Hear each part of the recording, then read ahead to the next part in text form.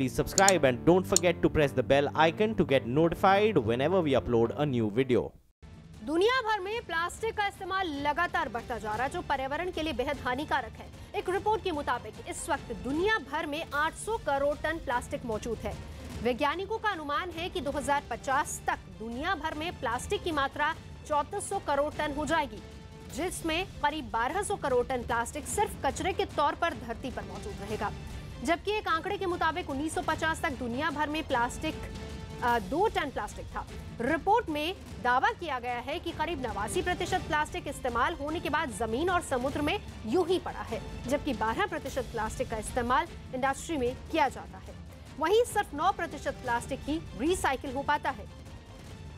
बिहार की राजधानी पटना में अपनी राजनीतिक संस्था राष्ट्र मंच के एक कार्यक्रम के दौरान यशवंत सिन्हा लोगों का हाथ जोड़कर स्वागत करते नजर आए। इस कार्यक्रम में यशवंत सिन्हा ने केंद्र सरकार पर हमला बोलते हुए बीजेपी छोड़ने का ऐलान कर दिया, लेकिन लगे हाथ ये भी साफ कर दिया कि किसी दूसरी पार्टी में शामिल नहीं होंगे। लंबे अरसे से चले आ रहे भारतीय जनता पार्टी के साथ मेरा जो संबंध है, आज मैं वो संबंध विच्छेद कर रहा हूं।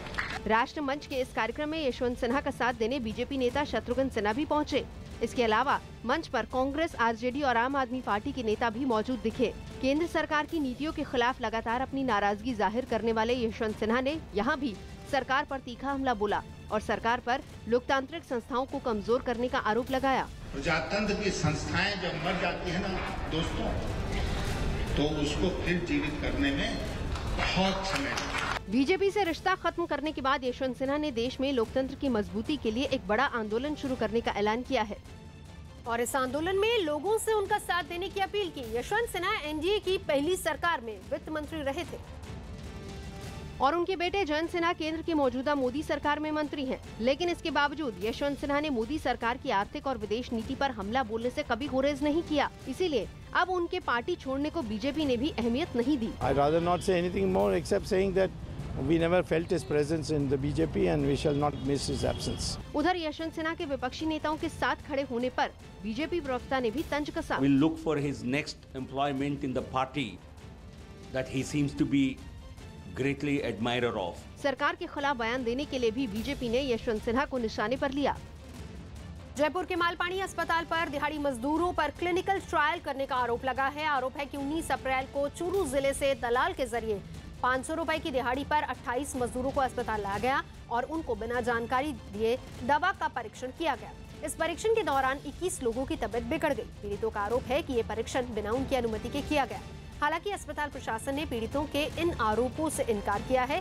साथ ही अस्पताल का दावा है कि क्लिनिकल ट्रायल की अस्पताल प्रशासन को अनुमति है। इस बीच मामला बढ़ता देख राजस्थान सरकार ने पूरे मामले की जांच के आदेश दिए हैं और इस बीच चूरू में पीड़ितों ने भी थाने में मामला दर्ज करवाया है।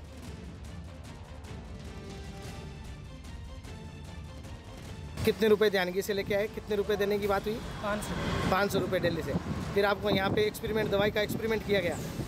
दवाई दी क्या आपको रात को? एक दवाई रात को दी ना, रात को नहीं दी, कल दोपहर को दी। कल दोपहर में दवाई दी थी। तो उस दवाई का क्या इफेक्ट हुआ आपके शरीर पे?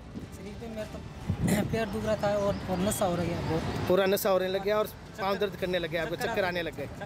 चक्कर आने लगे। तो इन्होंने क्या जवाब दिया आपको? कुछ भी नहीं दिया कि सो जाओ।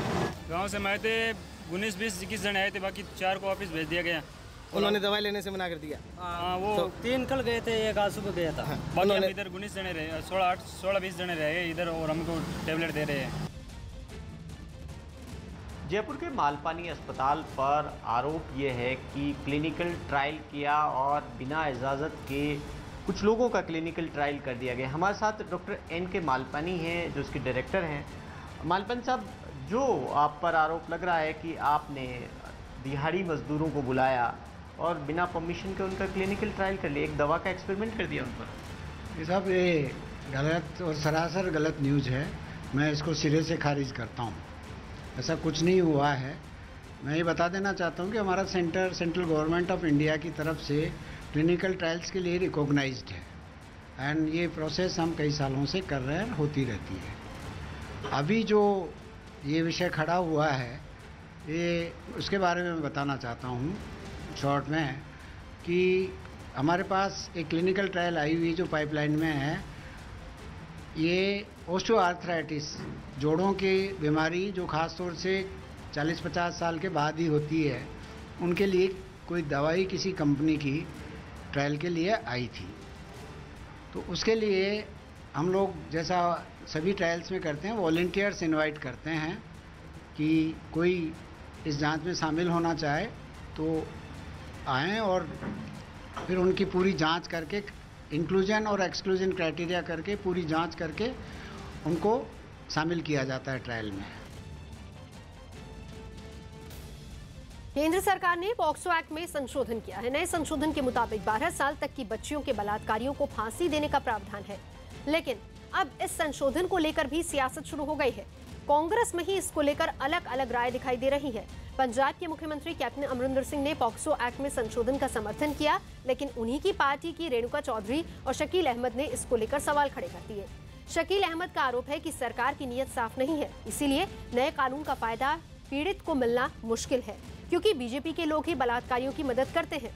इतना ही नहीं, वृंदा करात ने भी आरोप लगाया कि उन्नाव केस से लोगों का ध्यान हटाने के लिए आनन फानन में ये संशोधन किया गया है।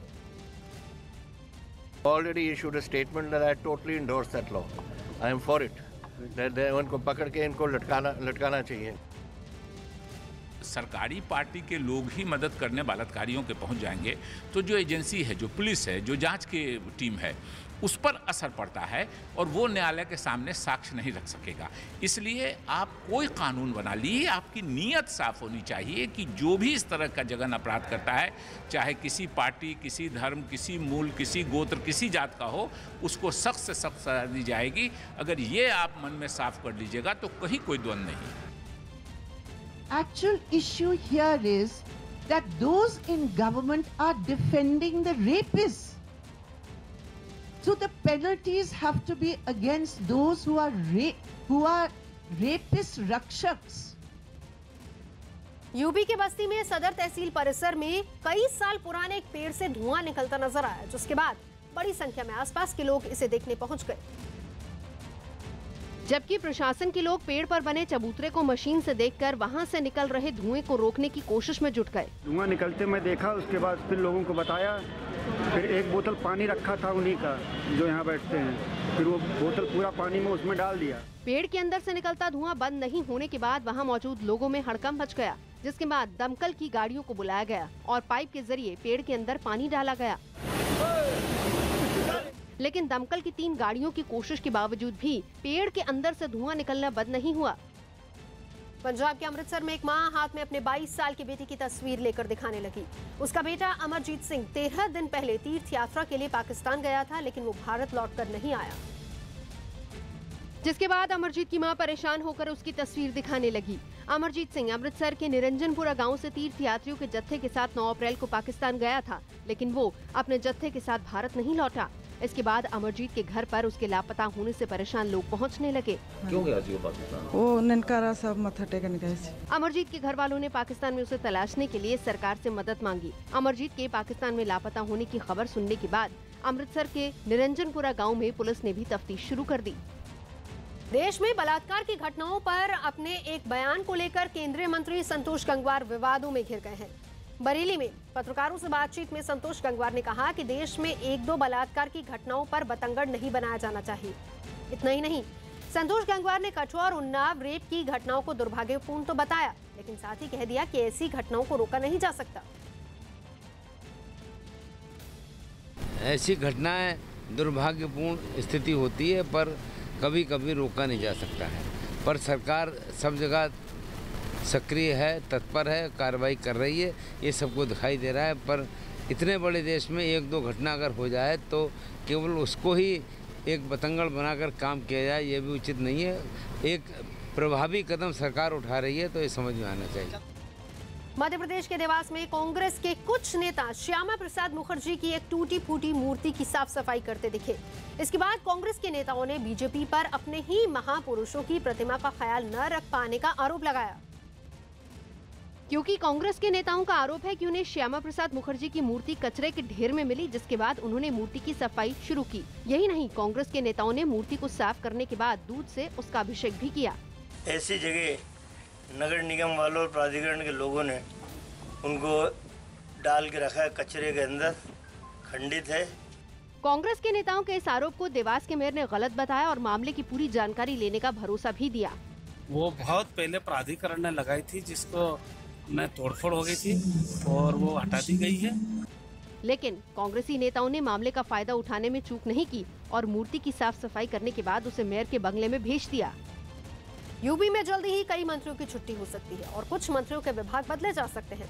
शनिवार को बीजेपी अध्यक्ष अमित शाह ने लखनऊ में संगठन के कामकाज को लेकर बैठक की और सूत्र बता रहे हैं कि इसके बाद अमित शाह की तरफ से कुछ मंत्रियों को हटाने और कुछ के विभाग बदलने के संकेत दिए गए।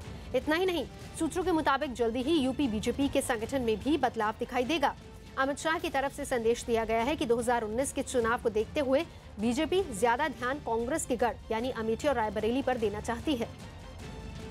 मंत्रिमंडल के विस्तार के लेकर कुछ चर्चा है। ये तो मंत्रिमंडल का विस्तार, मंत्रिमंडल का विस्तार ये माननीय मुख्यमंत्री जी का विशेषाधिकार है।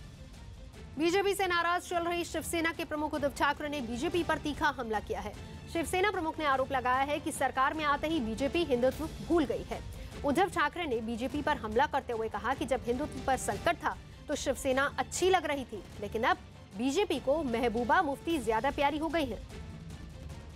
जेव्हा 25 वर्षाचे मित्र कठीण काळामध्ये एकत्र आलो, हिंदुत्वावरची सगळी संकट आपण झेलली आणि मग जरा चांगले दिवस यायला लागल्यानंतर हिंदुत्ववादी शिवसेना तुम्हाला खट्टायला लागली आणि महबूबा मुफ्ती आणि मुफ्ती मोहम्मद जो काश्मीर देशापासून अलग करणारी लोक ही आपलीशी वाटायला लागली। हे आमचं दुःख आहे, ही आमची दर्द आहे। मुंबई में ईस्टर्न हाईवे पर एक ट्रक टूटी फूटी हालत में सड़क किनारे खड़ा नजर आया। बताया जा रहा है कि तेज रफ्तार से आ रहा ये ट्रक सामने से आ रहे दूसरे ट्रक से टकरा गया, जिसके बाद एक ट्रक सड़क के दूसरी ओर जाकर पलट गया, जबकि इस ट्रक में आग लग गई। दोनों ही ट्रक बुरी तरह से टूट फूट गए और इनमें बैठे 3 लोग गंभीर रूप से घायल हो गए, जिनको अस्पताल में भर्ती करवाया गया। मौके पर पहुंची पुलिस ने क्रेन की मदद से इनको हटाया। आंध्र प्रदेश को विशेष राज्य का दर्जा नहीं दिए जाने से नाराज टीडीपी के विधायक एन बालाकृष्णा ने प्रधानमंत्री मोदी के खिलाफ अभद्र भाषा का इस्तेमाल किया है। इतना ही नहीं, टीडीपी ने प्रधानमंत्री मोदी पर वायदा पूरा नहीं करने और टीडीपी को धोखा देने का आरोप भी लगाया। बालाकृष्णा आंध्र प्रदेश के पूर्व मुख्यमंत्री एनटी रामाराव के बेटे हैं।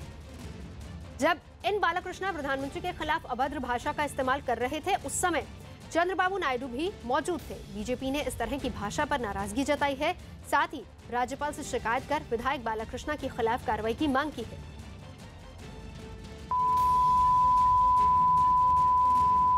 अभी बोल रहा हूं मैं, बाहर आके लोगों से, अगर लोगों को मेरी बात सुनने का है तो सुन, नहीं तो मार के भगाएंगे तुम्हें।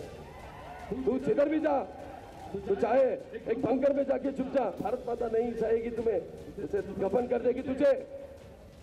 जा, तू अगर लोगों के पास गए तो लोग तुम्हें दौड़ाएंगे।